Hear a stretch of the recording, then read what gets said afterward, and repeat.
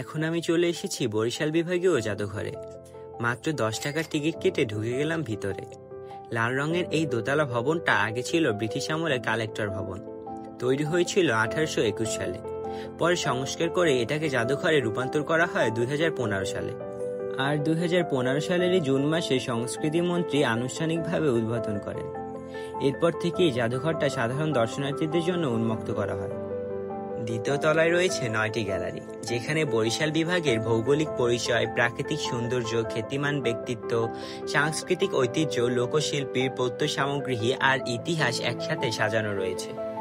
তবে গ্যালারির ভিতরে ভিডিও করা নিষিদ্ধ ছিল, তাই আপনাদের দেখাতে পারলাম না। আপনারা চাইলে নিজে এসেই ঘুরে দেখতে পারেন। জাদুঘরটা অবস্থিত বরিশাল জেলা শহরে চকবাজার রোডে, ঠিক নগর ভবনের সামনে। বরিশাল এলে অবশ্যই একবার ঘুরে দেখে যাবেন এই ঐতিহাসিক জাদুঘর।